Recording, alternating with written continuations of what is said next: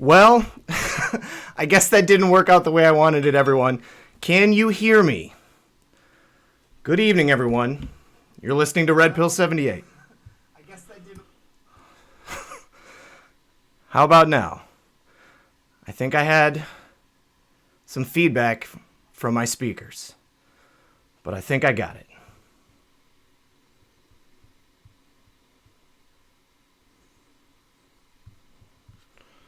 There we go.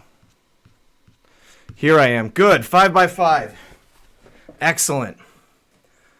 So you're listening to Red Pill 78. Thank you so much for joining me. That was only a test. I was trying the music, but I think the problem was my speakers. I had the speakers turned up. There was the feedback. Yes. Thank you very much, everyone. Okay. Wow. I have some amazing stuff to show you guys tonight. Let me get rid of this here. There we go. All right. So welcome once again to Saturday Night Live with Red Pill 78. Here we go. There we are. All right. So did you guys see my video earlier today? The video showed... There we go. I got to make sure the sound is down. The video showed a declassified cable from WikiLeaks. This was pretty exciting. It showed a shipment of frozen penguin glands from Venezuela to the Department of State, the Secretary of State, the U.S. Secretary of State. This was from 1973. Well, in 1973, there were some interesting things happening in South America. Right here, from The Guardian, Henry Kissinger at this time approved an Argentinian dirty war. So Henry Kissinger gave his approval to the dirty war in Argentina in the 1970s, in which up to 30,000 people were killed, according to newly declassified U.S. State Department documents. Mr. Kissinger, who was America's Secretary of State, is shown to have urged the Argentinian military regime to act before the U.S. Congress resumed session, and told it that Washington would not cause it unnecessary difficulties. The revelations are likely to further damage Mr. Kissinger's reputation. He has already been implicated in war crimes committed during his term in office, notably in connection with the 1973 Chilean coup. So, this is what I wanted to show you here, the 1973 Chilean coup. Let's see, so you've got Chile down here. So what happened? Chile would have had tons of people being killed and dying. And the fact that they're down here, it's very possible that they could have easily taken all of the pineal glands of all those people and then shipped them by ship, because that's how they would have come in. They came in a shipping container. So they could have gone through the Panama Canal, gotten a bill of lading from Venezuela, and then gone up to the United States and dropped off all those pineal glands. Just a theory, but I think it's something that very probably could have happened. So let's take a look here. What else do they say? The material obtained by the Washington-based National Security Archive under the Freedom of Information Act consists of 2 memorandums on conversations that took place in October 1976 with the visiting Argentinian foreign minister, Admiral Cesar Augusto Gazzetti. At the time, the U.S. Congress was concerned about allegations of widespread human rights abuses that were poised to approve sanctions under the military regime. Now, there was a whole bunch of people dying down here. Yes, somebody had mentioned earlier on the video that they just thought it was children, but the reason I say it could be, the pineal glands of adults, it doesn't really matter. I think there probably are the pineal glands of people, and these pineal glands ended up in a shipping container going to the United States, and the U.S. Secretary of State is the one who accepted them. Like, why would they be accepting that? If they were penguin pineal glands, You'd think that they would be going to like a research laboratory or something. Yeah, Jim. All right. Now, also in a follow-up to that story about Ed Buck the other day. This is from the blog Crazy Days and Nights. And it says that this serial killer, because let's face it, that's what he is now, despite always being referred to as a campaign donor, should be asked about the 2 deaths about 6 or 7 years ago in Charlotte under the same circumstances. The only difference was they occurred a few days apart and were in hotel rooms. So apparently, I did a lot of searching on the internet, and because of how many years ago it was and how many overdoses of young black men have taken place in the intervening years, I couldn't find anything. I couldn't find anything about Ed Buck being down in Charlotte. Although I wouldn't doubt that he was. I mean, he's a millionaire, and Charlotte is, it was a Democratic, North Carolina. They've had Democratic people there that I'm sure would need boosting. So if anybody wants to do some seeking around and see if they can find anything linking Ed Buck to Charlotte, North Carolina, a couple years ago, you're welcome to it. All right, now everyone should have seen this video by now, but if you haven't, we're going to go ahead and play it.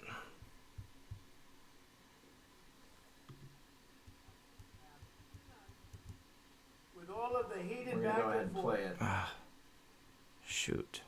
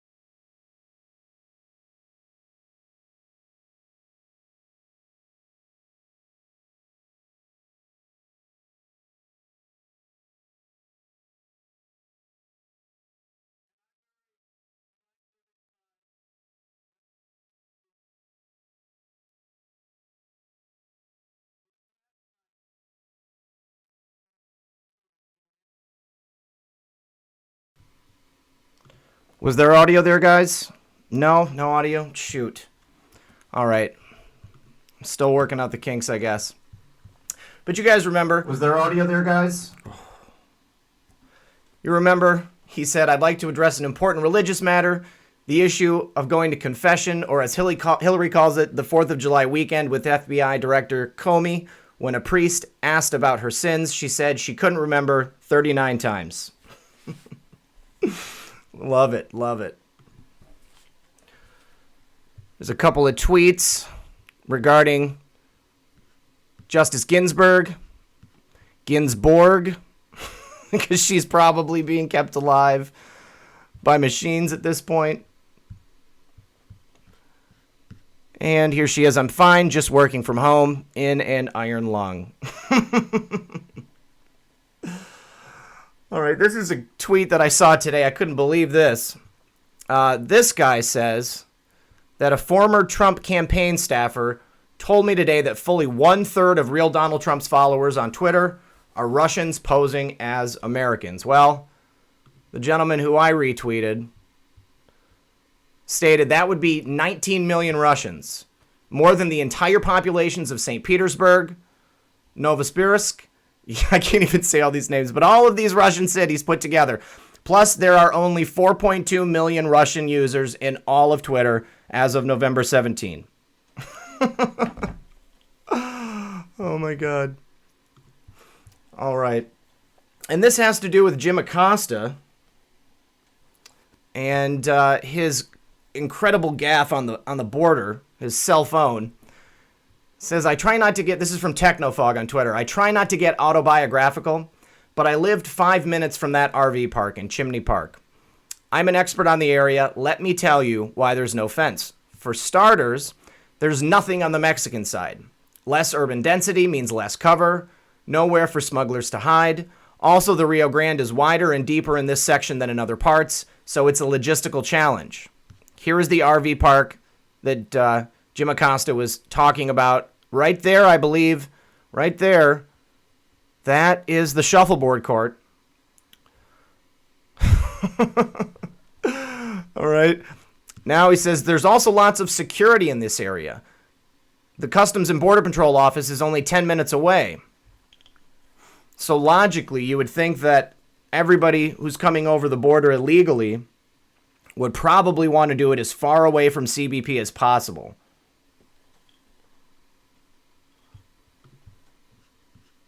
This section of the Rio Grande is constantly monitored by boats.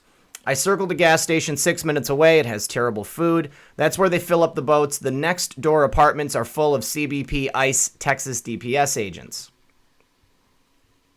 Right there. So obviously, this place, it doesn't need a fence because it's got lots of law enforcement. The location is also 10 minutes from the Anzalduas International Bridge, an area of heightened security with a good amount of aircraft and helicopter activity overhead.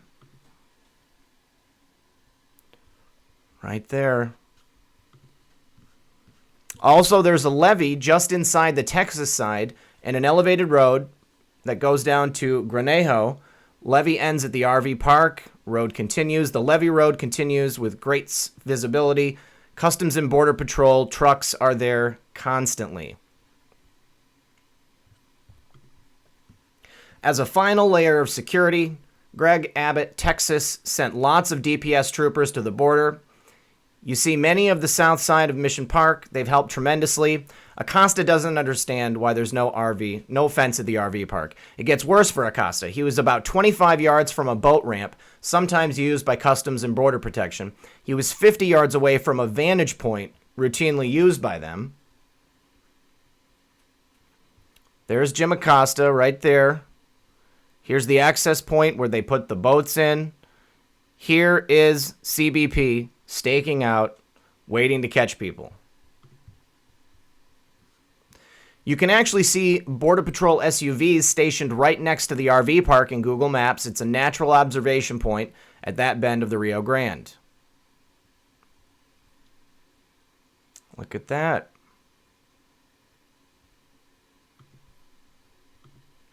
Here we go. Again. There's no need for a fence because we've got people there. They're stationed. They can see all that way. And here's some more info showing the boat dock. Somebody gave another little tidbit. We'll go check that out.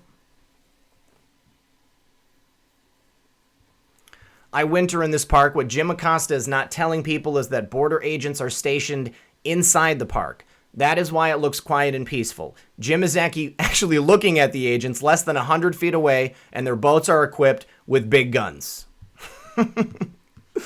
Of course, Jim Acosta wouldn't tell you that. Jim wouldn't tell you that. He wants you to think that there's no national emergency down there. But again, we'll remind you, Jim, there's no national emergency because there's a heavy police presence. Not necessary. All right. And, also I wanted to throw this in there for my friend Jody on Twitter. Look at that. She made her own yellow vest. She put a Q, and where we go one, we go all. Very cool. It looks great, Jody. There's a picture of Trump wearing a yellow vest. All right, so this was sent to me by Rolf Crake Q Patriot, Rolf_Q. This is Helle Thorning. She was apparently the former Prime Minister of Denmark, I believe. But she was the head of Save the Children. She'll be stepping down this summer to spend more time on my board roles, as well as defending and renewing progress, social justice, and democracy in these turbulent times. But the point is that she was the CEO of Save the Children International, which has a huge connection to the Clinton Foundation, to Hillary Clinton, and to people around them. And once again, we've talked about this before. People who are looking to exploit children are probably going to put themselves in a position where they can get to exploit children. And we can add her to the list of prominent resignations, I believe. Here is some more information about her connections. So, connections to the Clintons, connections to Jonathan Powell, Christopher James, Kiernan Pendergast, Kofi Annan, the Clinton Foundation, Intermediate, Heiklet, Holdingham. Hey, Florida Sunsprite! Thank you for the super chat, hon.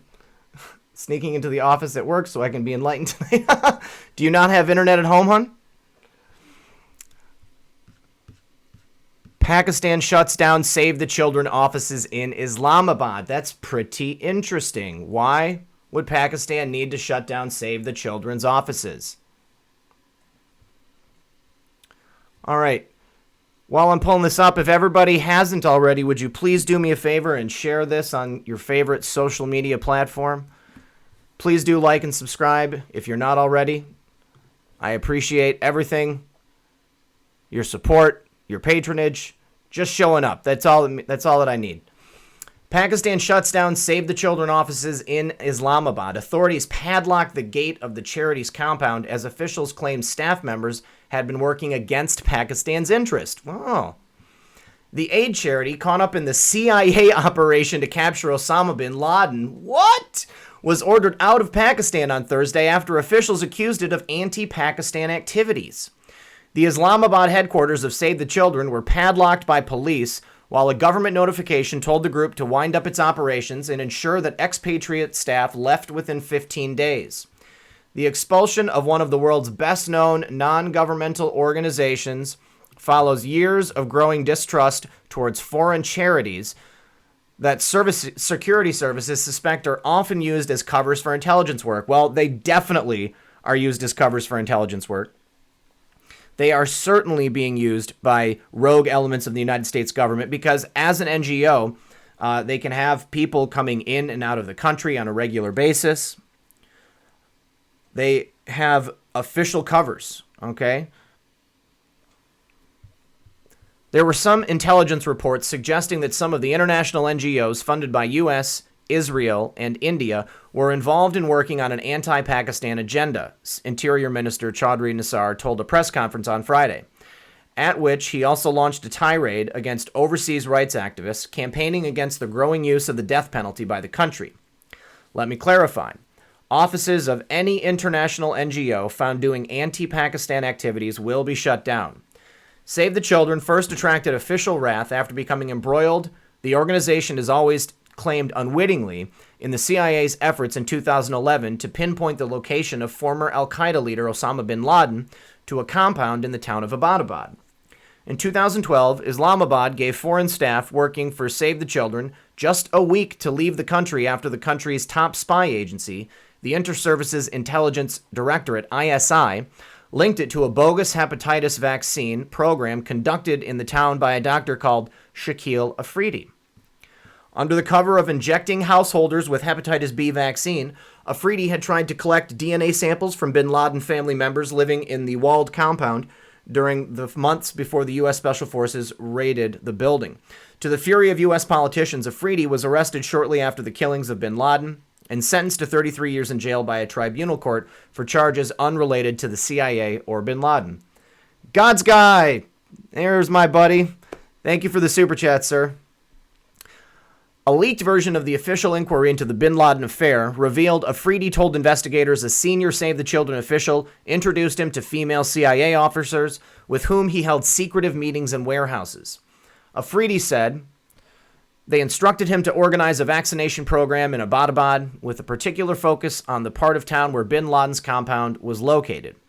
Afridi insisted he had no idea he was being used by a foreign intelligence agency. Save the Children said the doctor had never been employed by them. In a statement on Friday, the charity said it strongly objected to the sealing of its offices in Islamabad and said that it would raise its concerns at the highest levels. All our work is designed and delivered in close collaboration with the government ministries across the country and aims to strengthen public delivery services in health, nutrition, education, and child welfare, the statement said. Save the Children has been in Pakistan since 1979 and currently has 1,200 Pakistani staff members working on its projects. Foreign charity bosses complained that they have been treated with increasing hostility and suspicion in Pakistan, with obstacles to their work becoming even more onerous in the past 6 months. Acquiring visas for foreign staff had become a major battle for the sector, as had getting official permission to travel outside major cities. Charities are obliged to sign memorandums of understanding detailing precisely where in Pakistan they propose to work and how much money they would be bringing into the country. An Interior Ministry official said on Friday it had canceled agreements with at least 15 foreign charities, including the Norwegian Refugee Council, on the advice of intelligence agencies that said the organizations had been collecting sensitive data from Pakistan's tribal areas bordering Afghanistan. The NRC, which suspended all of its operations in the country late last year, said it could not comment on the matter. The agreements can be immediately canceled if the charities are found to be involved in activities considered detrimental to national interest, sovereignty, and integrity of Pakistan. NGO bosses said the agreements can only be signed off after providing the government with huge amounts of paperwork and information. Other foreign organizations say they have been forced to shut down after being victimized by the security agencies. We weren't officially closed down, but our staff were told that they would be arrested in a week if they didn't stop working, said the director of one small organization forced to first shutter its operations in Khyber Pakhtunkhwa province before later closing nationwide. I don't think they want to close down the entire NGO sector, but they do want more leverage and greater oversight, the director said. In recent weeks, the government has been stung by criticism from rights activists over the spate of executions that followed its decision in December to end a moratorium on the death penalty. Nassar said foreign charities should stop their propaganda against the Pakistani judicial system. He was particularly irked by the case of Shafqat Hussain, a man awaiting execution for a murder of activists that took place when he was under the age of 18, who was given a last-minute reprieve on Tuesday. Some international NGOs, with the help of local NGO, uploaded childhood pictures of Shafqat Hussain and propagated that he was underage at the time he committed the murder of a 7-year-old child, he said. Law enforcement agencies have investigated and found Shafqat was 23 years old and not underage at the time of the crime. Yes. So basically, this is an old trick the CIA uses. They go into countries, they set up shop with these NGOs, and we know that these people, these organizations, they're all connected to human trafficking. So I think it's a good thing that that woman has stepped down. Hopefully, we're going to see some movement here. But one thing I did want to mention also, that there was that Washington Post article yesterday. Remember the positive op-ed on President Trump? Did that like blow your mind, guys? Because it totally blew my mind. Like the idea that the Washington Post would have anything positive to say about Trump. But they did, and you know what it reminded me of? It reminded me of the prophecy, the Trump prophecy. Do you guys remember the Trump prophecy? The Mark Taylor Trump prophecy? Everything in that prophecy has come to pass, with the exception of the media lining up behind President Trump. So I'm wondering if this new line in the media, everybody lining up behind President Trump, isn't part of this prophecy. Just a thought, just a thought. All right, let's see here. I'm going on to my next window, you guys. Okay, do you guys remember when I told everybody that they needed to check out the Huma Abedin Judicial Watch deposition on YouTube? Well, this is that deposition. I'm going to have this link down below. I really want to do a test here, guys, and see if I can get this to play. Redeemed by Christ, I'm going to leave a comment on the video, like in my pinned comment. I'm going to leave it in there, okay? Let me do that right now so I don't forget.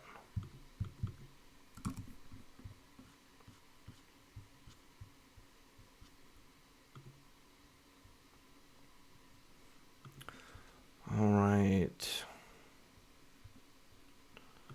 Go to my channel. And then after I do this, you guys, I really want to test. I need your help to get this video so I can play it. Because this is gold. Okay, so edit the comment.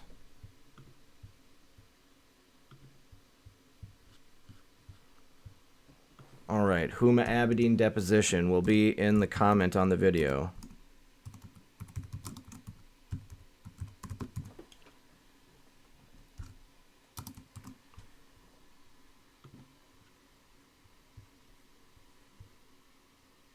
Okay. And then if there's anything else that you guys want me to add as I'm talking about it, I will also leave it in that comment. 5 SCOTUSes, huh? Number 3 coming right up. That's right. Oh, there's also a poll I wanted to share with you guys. President Trump sent it to me today. I will put this in the chat right here. It's a poll on the official presidential address by President Trump.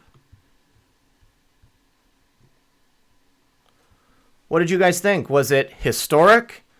Was it great? Or was it good? I said historic. I definitely believe it was historic. I did think it was kind of funny that they only allow for the positive answers. You can't say that you didn't think it was historic. Only good. Okay. Okay, you guys, and I'm sorry, my dog is scratching at the door. I need to let her in. Oh, she already made it in. Okay, hi, Muffin. All right, so I thought that this was a great story. And it looks like they took... No, there is the video. Okay, you guys, I'm going to do a test to try and play this video. And I'm going to see if this works.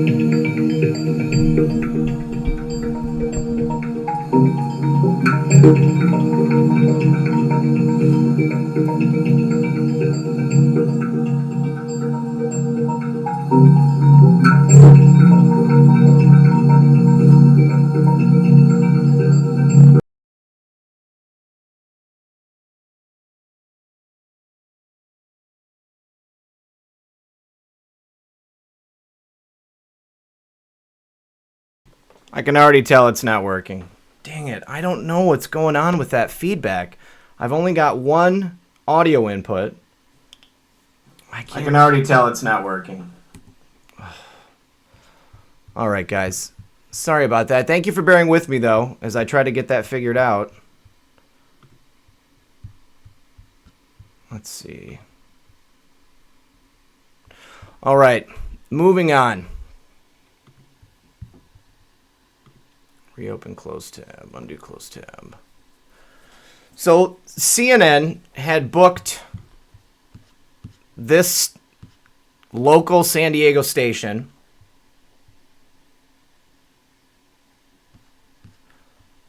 and then they told them that they didn't want to see him because they had a positive glowing review. Hey, Lisa, ask me anything. My mod is here. All right, so a San Diego television station has accused CNN of asking for a local perspective on the border wall, then backing off when the response didn't fit the network's anti-Trump agenda. As a sign of the times in this debate on the shutdown, CNN asked if KUSI would provide a reporter to offer our local view of the debate, especially to learn if the wall works in San Diego. The McKinnon Broadcasting Network is an independent station that is not an affiliate of a major broadcast network. It accused CNN of the agenda-driven maneuver both on air and on its verified Twitter account, which has over 62,000 followers. The network explained that it offered the services of a veteran reporter, Dan Plant, who has reported that the wall is effective. Knowing this, CNN declined to have us on their programs, which often present the wall as not required in places like the stretch of the Texas border that the president visited. Laurel said they didn't want to hear from us because of that. That sounds like typical CNN garbage. Anything that doesn't fit their narrative, they don't want it on. KUSI digital content manager Mike McKinnon III wrote on the network's website, "We believe CNN declined a report from KUSI because we informed them that most Border Patrol agents we have spoken to told us the barrier does in fact work."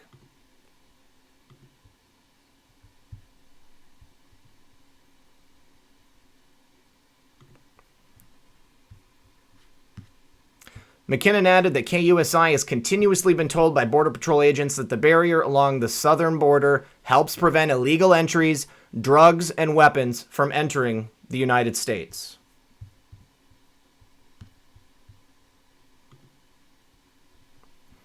Media Research Center Vice President Dan Gaynor told Fox News that this kind of manipulation is what journalists have been doing for decades, and CNN is a master at it. Ironically, the accusation came as CNN White House chief correspondent Jim Acosta was mocked by everyone from media watchdogs to President Trump himself for accidentally supporting the argument that border barriers were improved security.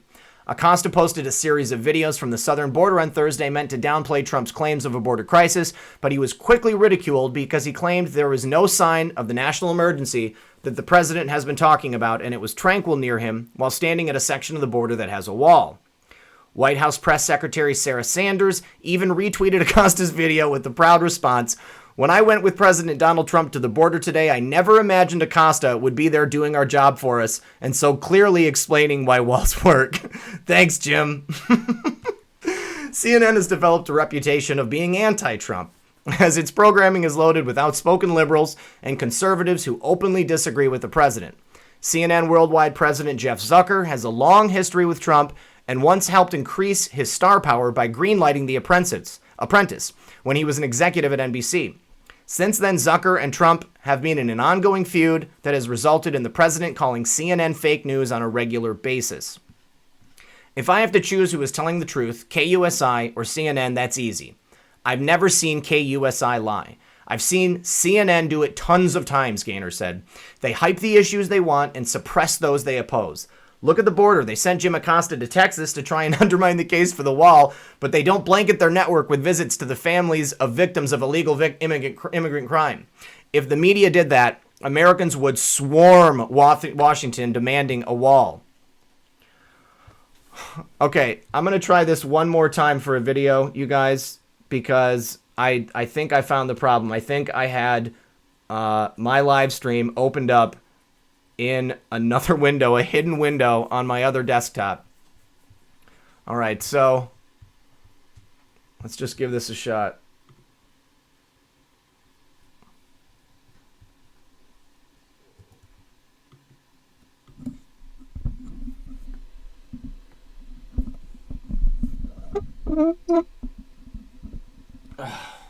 They took the video down.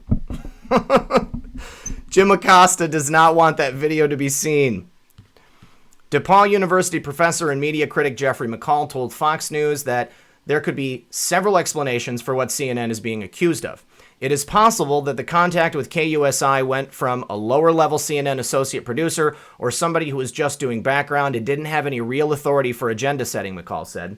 I think a big problem is reporting about border walls is that news organizations appear to be pushing simple narratives that walls either don't work, they either work or they don't work. CNN's report appears to take the walls don't work approach. McCall said the matter is actually much more complex and nuanced than simply noting whether or not walls work. Reporting about the complexities of border security is difficult, and the topic doesn't lend itself well to the general superficialities of television news, he said. The news reporting about a border wall or fence is currently being driven by emotion, which does lend itself to television, but it probably is not the most effective way to make public policy decisions. Definitely not the most effective way to make public policy decisions. But that is what they're trying to do. They're trying to influence everyone into believing what they want them to believe.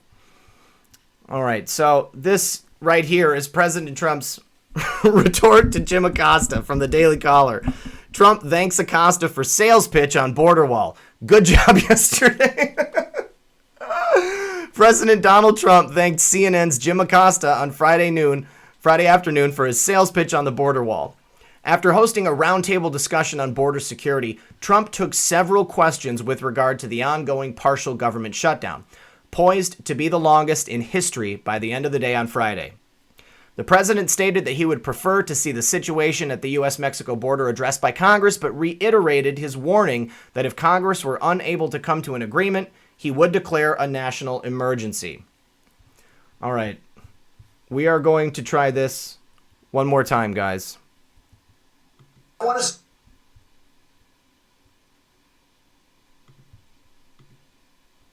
people killed because we can't do a simple border structure. Wait, I just missed a super chat from Lady Q. Thank you so much. You're a crucial soldier in the Q Army. I appreciate you guys for being here with me tonight. Thank you so much. All right. I played that for a minute, and now I've stopped it, and I want you guys to tell me if it sounded normal or if there was an echo again. Was there an echo again, guys? There was an echo? No, that you're saying yes to Marlene. I don't see the chat moving, anybody. Is anybody there?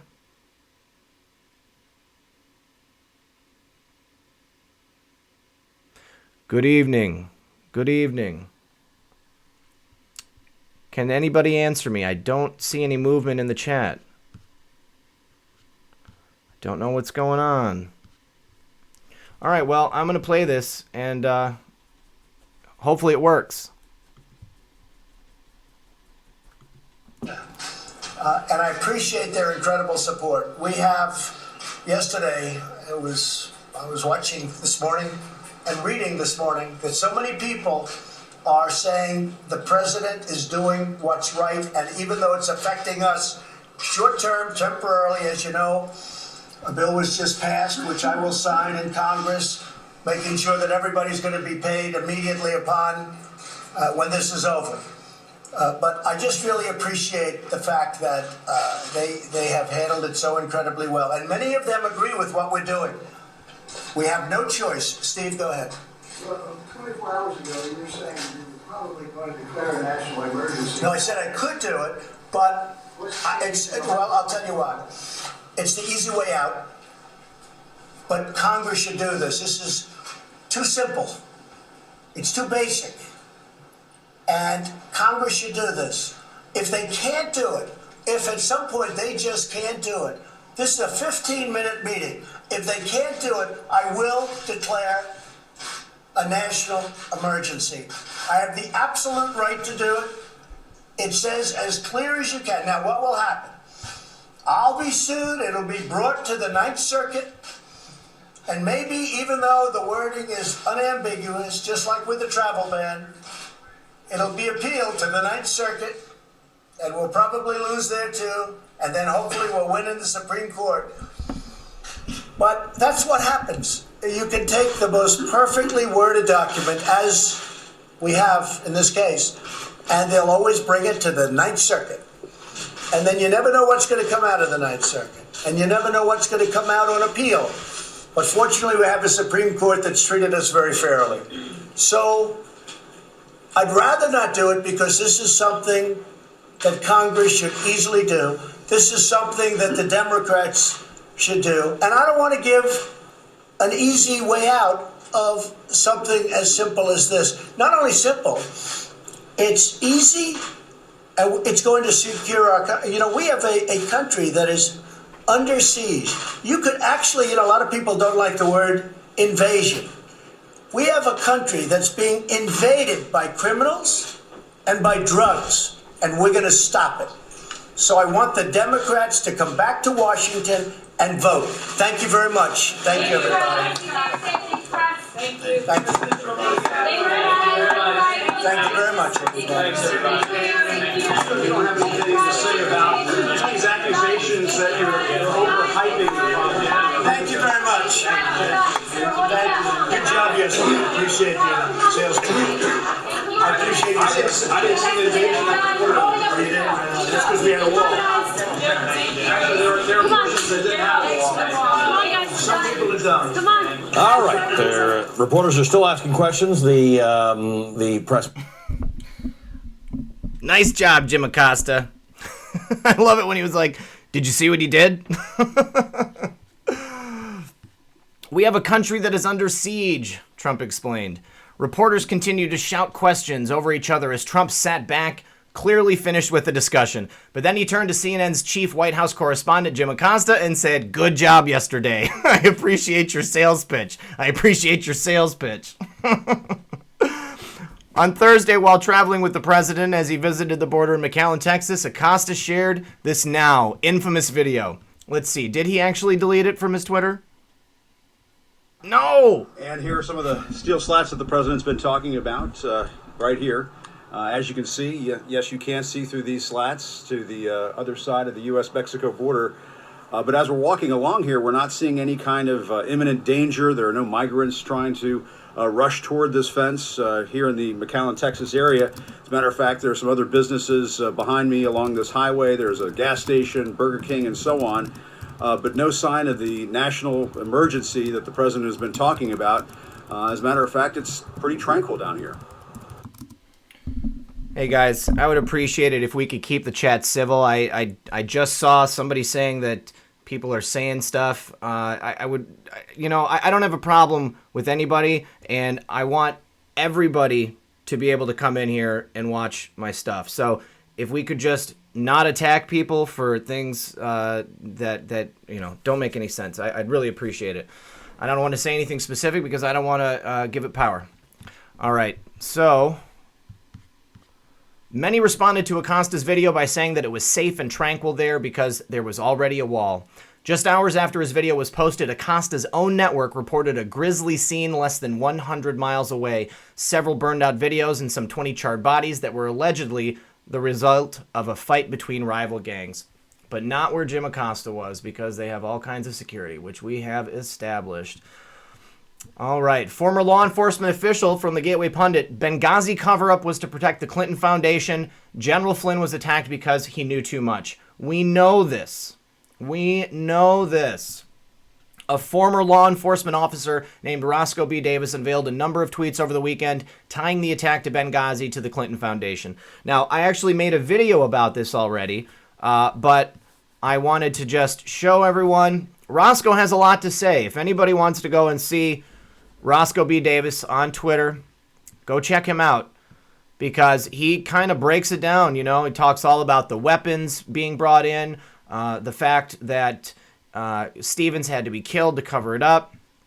But it's a nice long tweet thread, and there is an interview that's interspersed with that. Now, if you'd like the condensed version, go check out my video, because it's definitely on my channel. All right, let me get rid of that article now. Where did it go? All right, it's gone. All right. Tucker Carlson absolutely destroys Jim Acosta over his cell phone at the border wall. Let's listen to Tucker here. Where is Tucker? Where is Tucker? In fact, this debate is over. We're not getting a barrier along our southern border. We can't. Not now, not ever. That possibility was permanently destroyed today by a fact-seeking missile of truth launched by one of our country's premier cable news outlets. In a single devastating act of journalism, CNN killed the wall. Took their biggest guns to do it. The network dispatched its chief White House correspondent / moral philosopher / Renaissance poet, Jim Acosta, to the U.S.-Mexico border, specifically to the town of McAllen, Texas. Once on the ground in McAllen, Acosta wasted no time in proving once and for all that walls don't work. Watch the stand-up that changed history. Here are some of the steel slats that the president's been talking about. But as we're walking along here, we're not seeing any kind of imminent danger. There are no migrants trying to rush toward this fence here in the McAllen, Texas area. No sign of the national emergency that the president has been talking about. As a matter of fact, it's pretty tranquil down here. You see that? Take that, you nativist bigot freaks, you creepy wall obsessives. Jim Acosta just spanked you. He was there, not in some cushy air-conditioned studio in Washington with the rest of the talking heads, but in the field, on the scene, doing the kind of hard-boiled shoe-leather reporting that has made Jim Acosta a household name. Acosta went right to the wall itself, the very wall he finds immoral and is often argued against at press conferences. And what Jim Acosta found there will shock you. Not a single illegal alien was anywhere near that wall. There was no tent city. There were no predatory gang members or coyotes. MS-13 not there. There was no sad, suffering caravan. Everything was just fine. Or as Jim Acosta so memorably put it, the area around that steel barrier was pretty tranquil. See? That's what you get when you build walls, America. Tranquility. And that's the last thing we need more of in this country. More peaceful, bucolic scenes like that. I just saw a super chat from Christine Siebel. Thank you so much, my friend. I appreciate your support. You guys, my dog is bugging me to go outside. So real quick, I am going to... In fact, this debate is over. I am going to play Huma Abedin's deposition for about 2 to 3 minutes while I go take my dog outside. Okay, you guys? All right. And here she comes. Here begins tape number 1 in the videotape deposition of Huma Abedin in the matter of Judicial Watch Incorporated versus the U.S. Department of State in the U.S. District Court for the District of Columbia, case number 13-CV-1363. Today's date is June 28th, 2016. The time on the video monitor is 9:29. The videographer today is Jeremy Deneen, representing Planet Depots. This video deposition is taking place at Bryan Cave, 1155 F Street, Northwest in Washington, D.C. What is your current employment? I work at the Hillary for America presidential campaign. Okay. And did you discuss your testimony here today with Secretary Clinton? No, I did not. Okay. I'd like to just go over some general background of your employment at the State Department. When did you begin working for the State Department? It was January of 2009. Okay, and what was your position at the time? I was Deputy Chief of Staff in the Office of the Secretary, Deputy Chief of Staff for Operations in the Office of Secretary. And how long did you stay at the State Department? I stayed throughout her tenure until 2013. My responsibilities were the long-term and short-term planning, coordinating with other senior members of the department and other agencies, and then working with the Secretary Scheduler and her team who traveled with her to implement her domestic and foreign travel. Okay. And when you said long-term planning and short-term planning, what planning are you talking about? Her overseas trips and domestic trips and events that she would do in Washington at the department and throughout the city. Okay. And one other thing I should have mentioned, there may be objections that may be raised during the deposition, and that's fine, but unless your attorney instructs you not to answer, you must answer the question. Is that fair?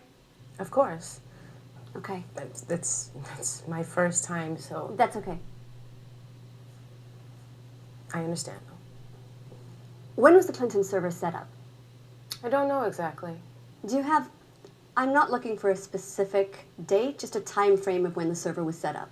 I wasn't involved in the setting up of the server, so any answer I give, I would give you, it would just be my speculating.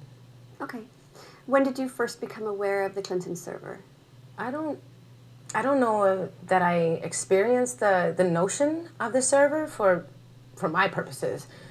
It was just a matter of obtaining an email address. I didn't really think about the server until all the press reports in the last year and a half came out. Okay. And you just testified that it was a matter of obtaining an email address. Can you tell me more about that? Can you explain what you meant by that? Yes. Yes, of course. In the end, towards the end of 2008, after the presidential campaign had ended, Secretary Clinton's first presidential campaign had ended, and she was leaving the Senate. I was losing both my Senate email as well as my Clinton campaign email. And so I reached out to the person I had generally been in touch with in President Clinton's office on IT matters and asked him what I should do since I was losing an email account. I always had an email account associated with the Clinton family to deal with their personal matters.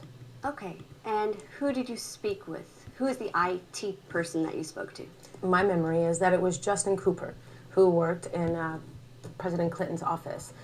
From my memory, he had mentioned that there was an @clintonemail.com address that he could provide for me, that he was doing a similar arrangement for the secretary, and that I could also have one of those email addresses, and he sent it to me. Okay, and what was that email address? It was huma@clintonemail.com. Okay, and what was the secretary's email address on that account, on that server? It was hdr22@clintonemail.com. Okay. Is Justin Cooper the only individual you spoke to in that time frame about getting an email account set up? Well, Justin is who I remember talking to. Over the years, there were two people I talked to about IT issues. It was either Justin or... Now, what I want to know, guys, was her attitude like this? Do you guys think that Huma Abedin would have given a particularly pleasant deposition? I bet you she wanted to be anywhere but there, and the whole time she's probably thinking about the laptop, the Wiener laptap. Does BitChute or BitTube support live streaming? I think they do. I think I have accounts on both of those, but I've never uploaded to them. Mostly just because of the time that's involved. Like, just getting out 2 videos a day, I mean, that's about 3, 4, maybe 5 hours sometimes, depending on what's going on. It's, yeah. It's definitely very time consuming. All right, so, okay, West, you're a mod. I need good mods. Several of my mods are not here tonight. Add moderator.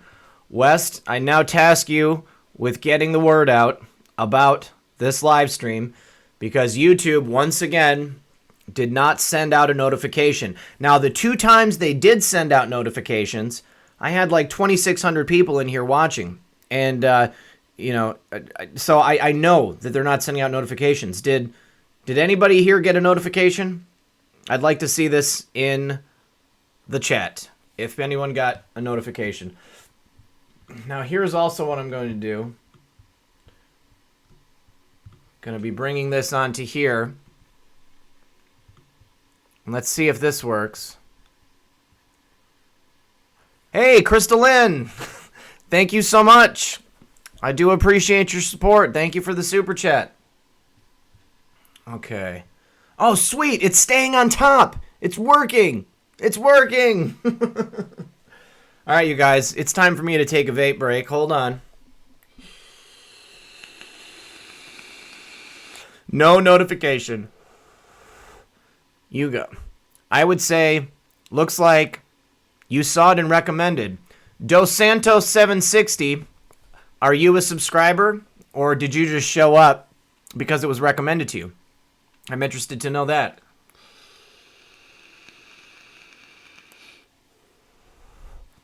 Wow. Nobody. Vape time. I am so bummed out, you guys. If you guys would be so kind, I am going to be going live every Saturday night at 9 o'clock. So I will always put the link on Twitter. Yes, please, vape with me. Vape with me, you guys. This is not a bong. I'm just going to say that out loud. This is not a bong. I got a lot of people thinking it's a bong. Not that there's anything wrong with that. You guys go ahead. If anybody is doing bong hits, that's fine. Let's see. I'm actually... You guys want to know something funny? I am a serious... Oh my god, I said serious and Siri turned on. All right. Well, Brian Ricci, I'm glad you're here, buddy. This is my life. I make videos. I mean, I've got a family and I've got a full-time job too, but I mean, I have a daughter. I should clarify that. my 17-year-old daughter. And I suppose I have a son-in-law almost at this point, too, because she's almost an adult. There you go. Lots of people are doing... Is this the real interview? Okay. So the next thing I want to talk about is all of the Republicans. All the rhinos that are screwing up President Trump's agenda. All right? These are the 12 Republicans who voted to end the shutdown with no wall.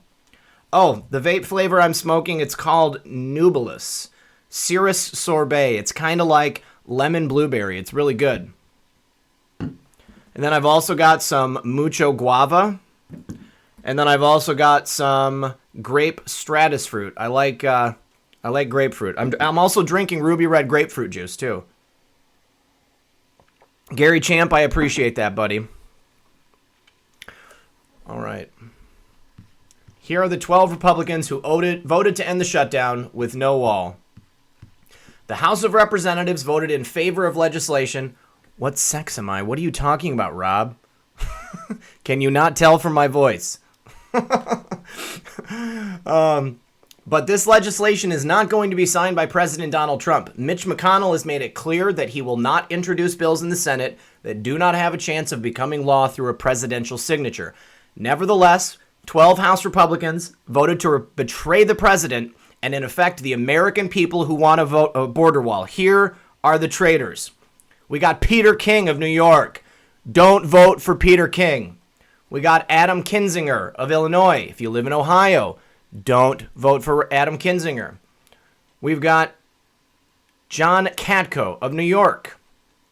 We've got Will Hurd of Texas. We've got Jamie Herrera Butler of Washington. Elise Stefanik of New York. Steve Stivers of Ohio. Fred Upton of Michigan. I know I've got several fans out there from Michigan, so remember that name, Fred Upton. Greg Walden. Oh, we got a couple of people from Ohio, too. Steve Stivers. Greg Walden of Oregon. Chris Smith of New Jersey. Brian Fitzpatrick of Pennsylvania. And another Illinois traitor, Rodney Davis. Boo. These guys. I've seen this guy on the news plenty of times.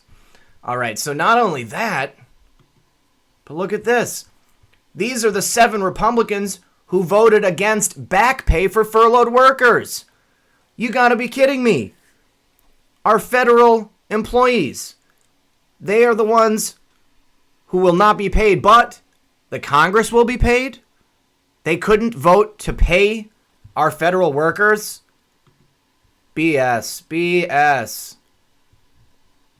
The House and Senate this week voted overwhelmingly to provide back pay to 800,000 federal workers who are going without paychecks because of the partial government shutdown. But 7 lawmakers, all House Republicans, opposed the measure. These no votes came from Representatives Justin Amash in Michigan, Andy Biggs in Arizona, Paul Gosar in Arizona, Glenn Grothman in Wisconsin, Thomas Massey in Kentucky, Chip Roy in Texas, and Ted Yoho in Florida.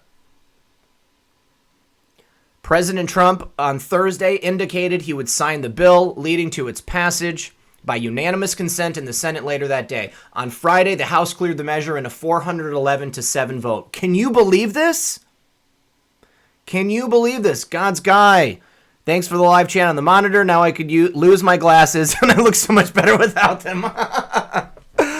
Oh, thanks, you guys. Thank you, God's guy. I do appreciate it, brother. Yeah, sorry, man. I didn't realize that this would work, but I messed with some stuff, and I got it to work. Let me make the chat even bigger. There we go. Because I really do want to see what you guys are saying. I don't like getting distracted when I'm reading. Makes it difficult to get back to my place, but yes, everyone, please make sure you're subscribed. Please make sure you hit that notification button.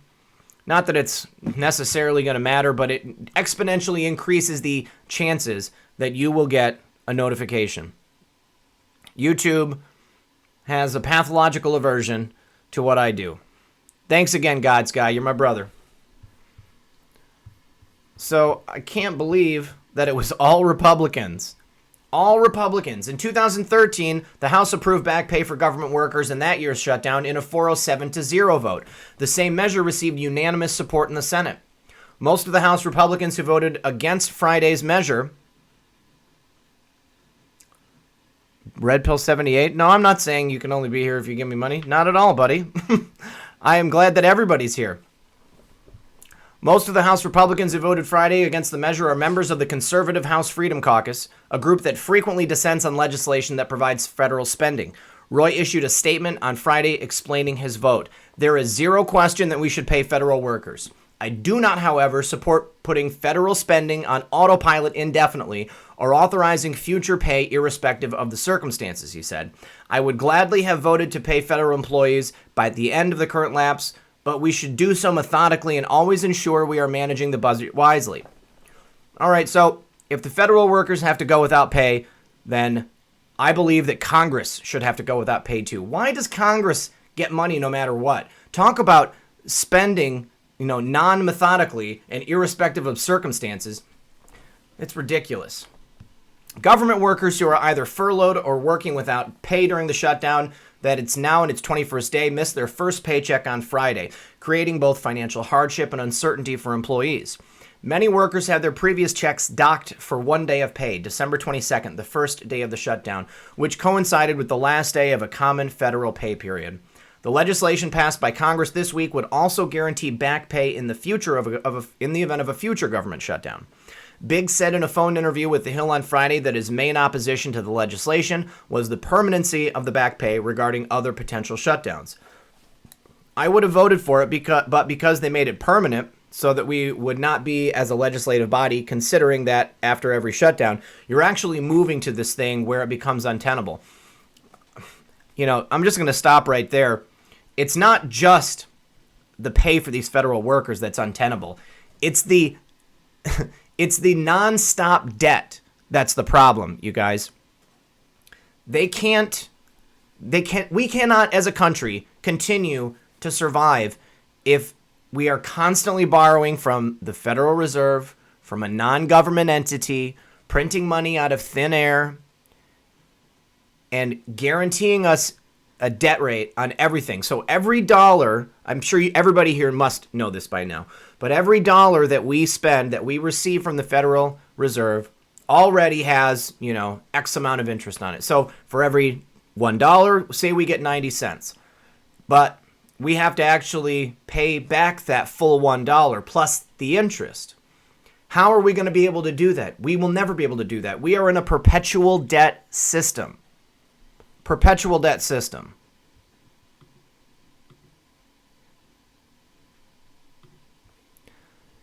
Slipsters, you're a moderator. I had voted for it, but because they made it permanent, I said that. Georgia Peach, thank you so much for the super chat, my friend. Thank you very much. And once again, everybody is welcome here, no matter what. I mean, yeah, I'm not going to qualify it.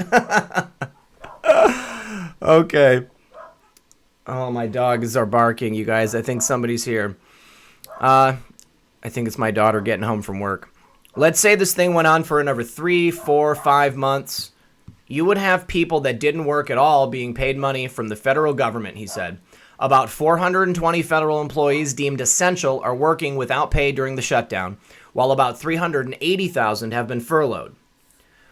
What is my thought on the wellness check of Ruth Bader Ginsburg? I think Ruth Bader Ginsburg is, if she's alive, she's being kept alive by machines or drugs. Didn't you guys think it was odd? Actually, I think that's something that I had saved. Well, no. We're going to go ahead and close out of this one.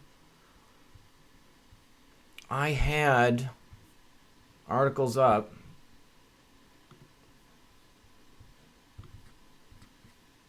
You guys, I lost my chat.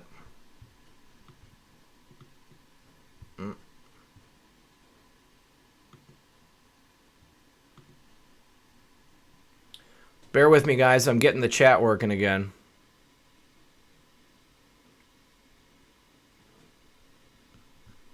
Okay, pop-up chat.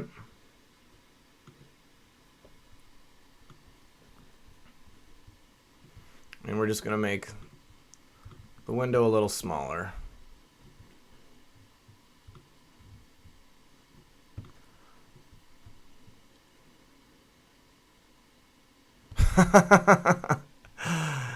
I do appreciate that Florida Sun Sprite.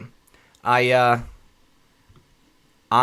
just say that I am young enough to sound like this, but I'm old enough to have a daughter. My daughter is 17, and I was younger when I had her, but not that young. I was old enough to be a father. And it's just my daughter and I that live here. She is a wonderful girl. She graduated from high school a year early. And I'm very proud. Very, very proud of her. She actually started college just a couple days ago. She is going to school for audio production. So, and redeemed by Christ, no offense. It's all right. Can they stop Congress's pay? Yeah, I actually heard something that President Trump had suggested stopping Congress from getting pay. And I think that if our other federal workers are going without money, without their paychecks, I think that it's only right that they should go without money too. You know, I also don't think that Congress should be able to keep their health care in perpetuity for their entire lives. You know, there are no jobs in the world, okay, where you can keep your health care forever. You know, it's just ridiculous. There's hardly any jobs where you can even have a pension anymore, you guys. You know, it's ridiculous. All right, so this is something I wanted to follow up on right here. You remember from the other day, we were talking about R. Kelly. There has been quite a bit of chatter recently about R. Kelly. And apparently R. Kelly, police responded to a report of him kidnapping involving 2 women. Choose a lower bit rate like 480. Yeah, no, yeah, I'm on a gigabit connection here, guys. So if your video is buffering, it's definitely on your end. My stream health says it's good. Yeah, everything is looking good. All right. So, police descended on the Trump International Hotel and Tower in downtown Chicago Friday after receiving a report that 2 women were being held against their will by singer R. Kelly, according to a TMZ report. 5 Chicago police officers were deployed to the hotel on North Wabash Avenue after the Cook County State Attorney's Office received an anonymous tip to the R&B performer who would not let 2 women out of his custody. The article goes on to state the following. Police arrived at his room and immediately separated Kelly from the women. Sorry, guys, I got to adjust my mic. Somebody said that it made a weird sound earlier. It's my mic. Police find no evidence of women being held hostage. Well, I wonder how much R. Kelly paid them. I think it's only a matter of time before R. Kelly is brought to justice.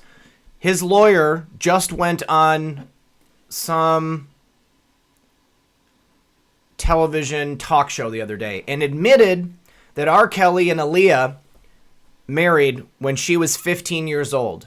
But he didn't know. He said he didn't know. All right. Well, I just want to put it out there that this is after R. Kelly and Aaliyah put out the album Age Ain't Nothing But a Number.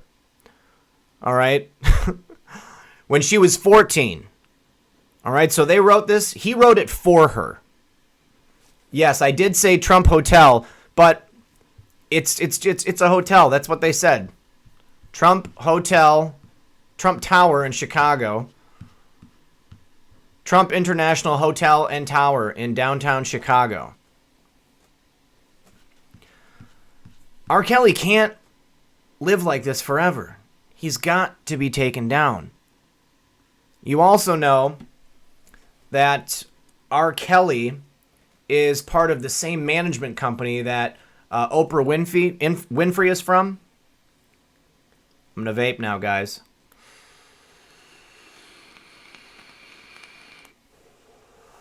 Well, do you guys remember how Me Too happened? The Me Too movement came out. Yes, Aaliyah got sacrificed. Aaliyah, firm believer that Aaliyah was sacrificed.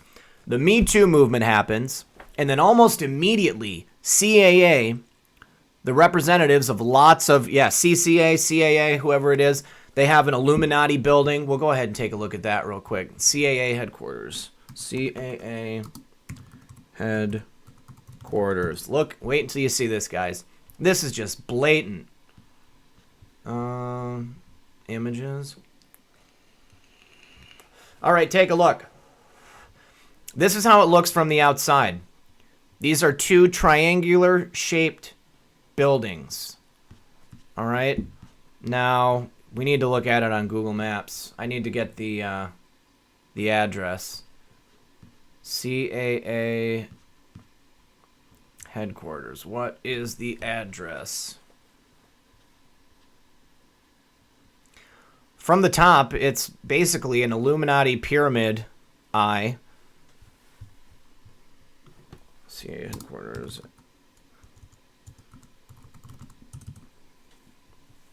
Address.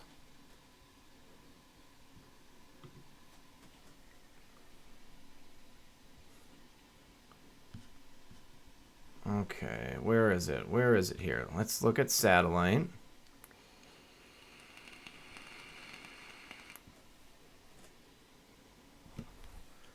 Ken Cook, first time here. I'm glad you're here, my friend.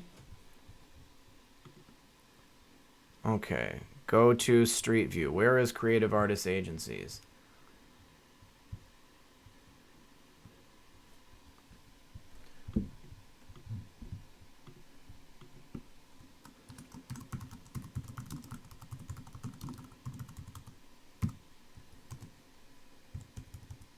Cheezo Beats.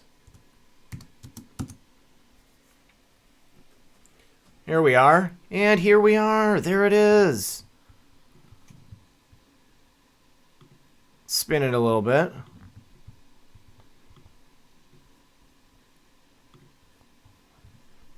Go back just a little. All right, well, we'll just zoom in here. But look at that, right in the courtyard in their property.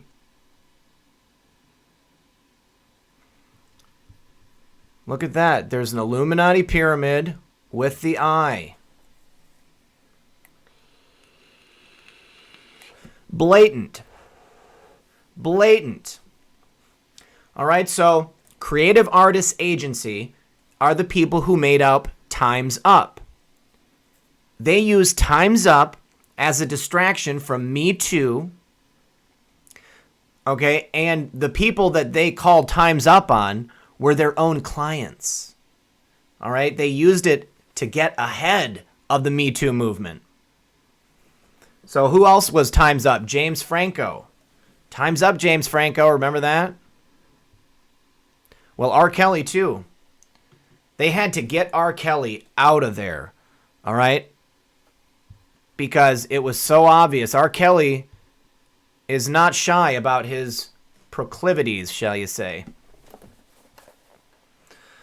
But, you know, this whole CAA building here, this is just in keeping with the way that the cabal works. They're all about symbolism. Symbolism will be their downfall, Stormy Kitten. How right you are. And they have to sacrifice R. Kelly because he's, you know, the one that people already know about. He's a scapegoat. I had some stuff on Q Research that I wanted to discuss.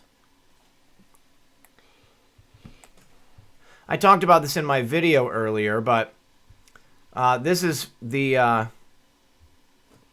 photo that Q posted. Somebody had suggested that, yes, Tyrone, R. Kelly did, and more, that this is the only VIP that I could personally find that was going into China. What was his name? Matt Pottinger. He's fluent in Chinese. So Matt Pottinger, and you can see that there's a white dude. There's clearly a white dude right there. And he's got a hairline that's very similar to Matt Pottinger's. Let's do a zoom in.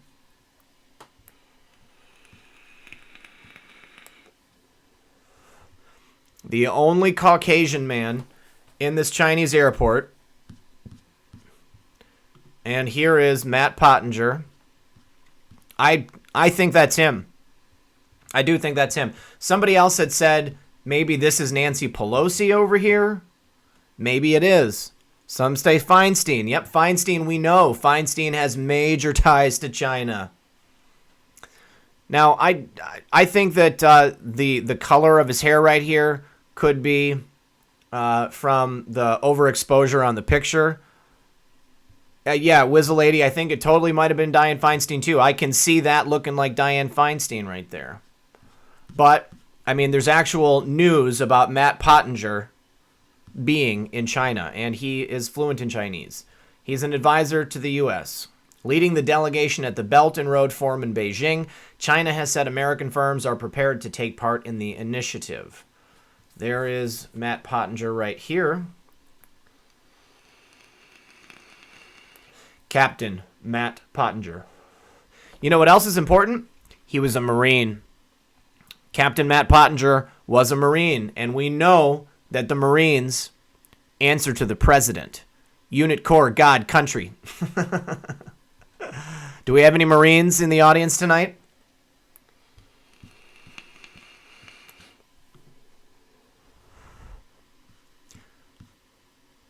I think that's him. I mean, I do. He's the only American, the high-level U.S. official redeemed by Christ. Thank you for your service. Semper Fi.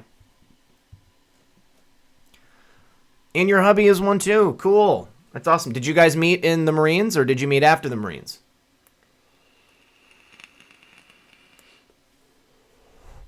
Ralph, I'd like to hear about that. Did your dad tell you stuff or did he just tell you that he knows stuff?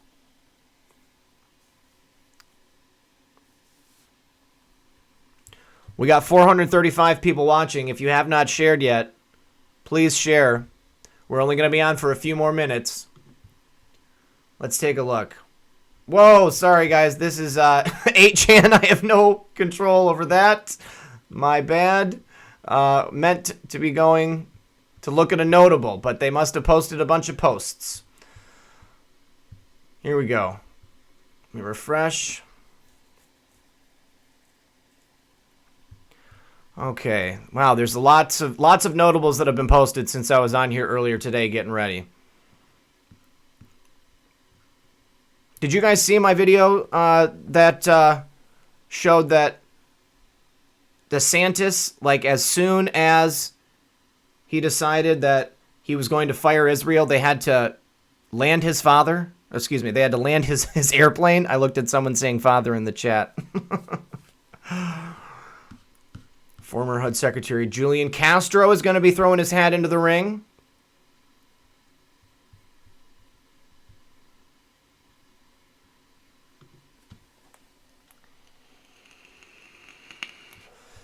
You guys, I'm going to shield this just in case there's something pornographic that comes up because I don't mean for that to happen and I don't want to get a strike against me. Dianne Feinstein. Ooh, that's creepy looking.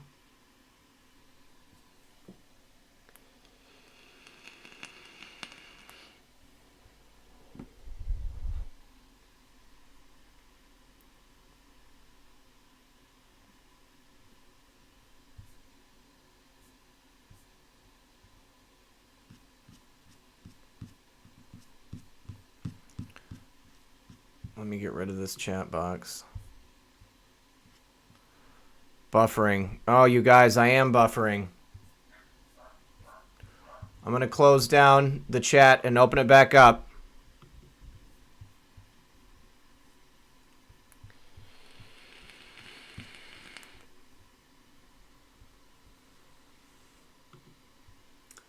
All right, guys, is it any better? Pop out chat. There we go.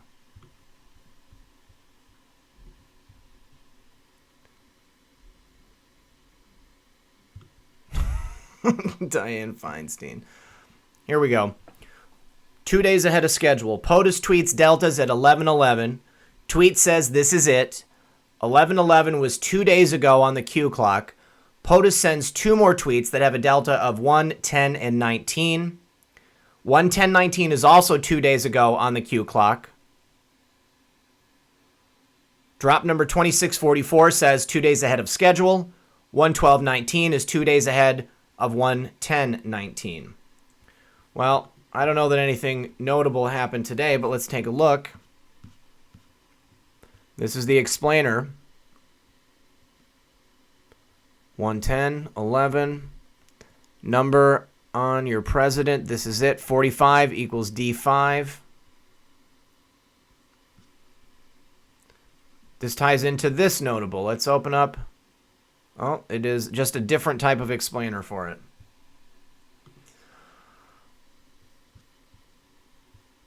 All right, guys, bear with me. I'm going to pull up one last story to go over.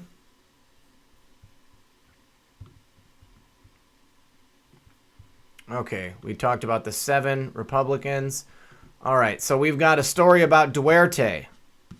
Duarte tells Catholic Church to allow its useless priests to have boyfriends because most of them are gay anyways. Duarte does not give a F. Audio is clear, no echo. Okay, good. I'm glad. If you're having a problem with the video, just refresh it, you guys. They are giving me problems. Exclusive, agency run by Obama holdovers reportedly paid staff despite not having money during the shutdown. So, they've done it before. High treason. New York Times reveals formation of active FBI coup against President Trump based on outlandish rumors. You're working on phone, not on computer. Oh, man. All right, this is going to be the last story of the night, guys, because we are approaching an hour and a half. Because I think that this is probably the most consequential story that I've got here. On Friday, the New York Times published the latest deep state leak that the FBI investigated U.S. President Trump after he fired crooked FBI Director James Comey. The liberal media wants you to believe Trump is a foreign spy and that crooked James Comey is a hero. The report reveals the deep state opened an investigation on President Trump after he fired James Comey in May 2017. The investigation was launched based on unverified rumors. The New York Times admitted in their report that there is no evidence that the Trump campaign ever had any contact with Russian government officials. The New York Times buried this nugget in the 9th paragraph of their sensational report. These political operatives leading the FBI should be tried for treason. Their job at the FBI is not to run a coup against the sitting president based on ridiculous rumors. They should be tried and hanged. What they did is no different than some coup d'etat in a banana republic. It's time to shut down the FBI. President Trump responded early Saturday morning to a report published by the New York Times Friday that the FBI opened an investigation into whether Trump was a Russian agent after he fired then FBI Director James Comey in May 2017. Wow, just learned in the failing New York Times that the corrupt former leaders of the FBI, almost all fired or forced to leave the agency for some very bad reasons, opened up an investigation on me with no reason and with no proof after I fired Lion James Comey, a total sleaze. God, I love our president. Funny thing about James Comey, everybody wanted him fired, Republican and Democrat alike, after the rigged and botched Crooked Hillary investigation, where she was interviewed on July 4th weekend, not recorded or sworn in, and where she said she didn't know anything. A lie. This could be one of the booms that Q was talking about. The FBI was in complete turmoil, see the New York Post, because of Comey's poor relationship and the way he handled the Clinton mess, not to mention his usurpation of powers from the Justice Department. My firing of James Comey was a great day for America. He was a crooked cop who is being totally protected by his best friend, Bob Mueller, and the 13 angry Democrats leaking machines who have no interest in going after the real collusion and much more by crooked Hillary Clinton, her campaign, and the Democratic National Committee. Just watch. I have been far tougher on Russia than Obama, Bush, or Clinton.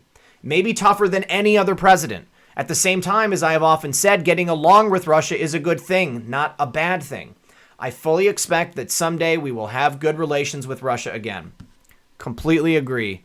Our president is so smart. He knows exactly what he's doing. And I just wish that he could have gotten in there sooner. Keep calm and enjoy the ride is right. These people are traitors. These people need to be put down. These people are not Americans. They are working either for a foreign entity or perhaps for a foreign government. Ladies had asked, any good articles to help my husband understand 5G? I will do a report on 5G tomorrow because I don't have any right now, but not in front of me, but I've got some someplace else. So yeah, I will definitely talk about 5G tomorrow. Is there anybody in the chat that has 5G in their area already?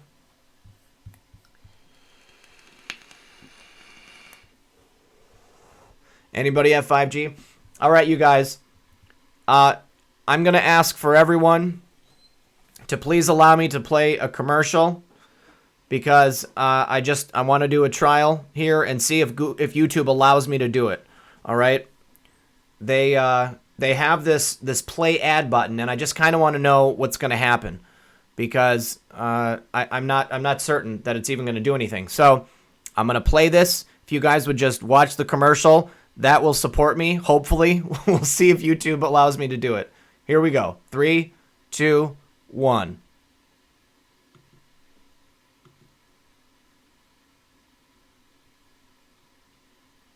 I can't tell if it's working or not. I don't think it's doing anything.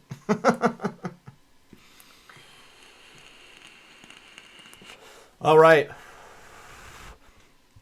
5G is bad. 5G is bad. All right, everyone. All these other stories I'm going to save for a video that I will be releasing tomorrow.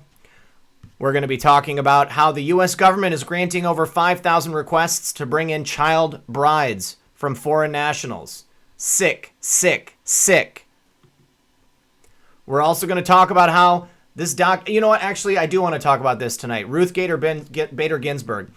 It's very interesting that she has half her lung removed, and then Q mentions Ruth Bader Ginsburg, but then all of a sudden you have all of these articles coming out.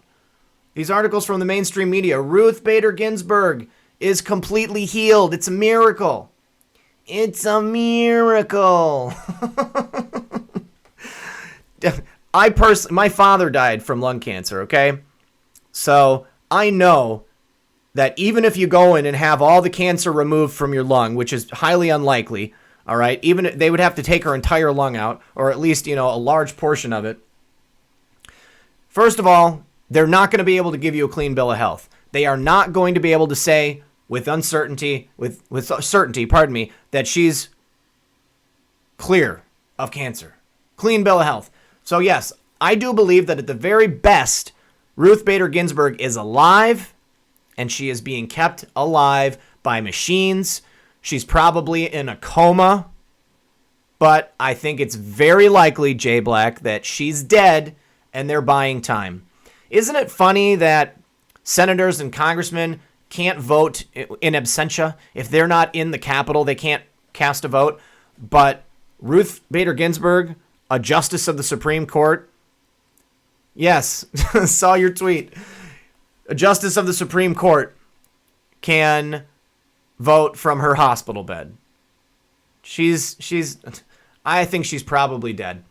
All right. And then also tomorrow, guys, I'm going to talk about the fact check on the $200 million spent on sexual harassment settlements by Congress.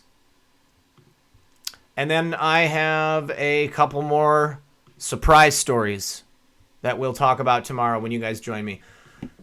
Can I get a read from the chat? When is the best time for you guys for me to post a video during the day? If I post a video first thing in the morning, It seems like a lot of people don't see it, probably because a lot of other people are posting videos, and it gets buried under all of those other notifications if YouTube is not giving my notifications out. But when I post a video at night, I get a lot more views on it. I would like to be able to post a video earlier in the day, 3 p.m. Okay, God's guy, I got an answer there.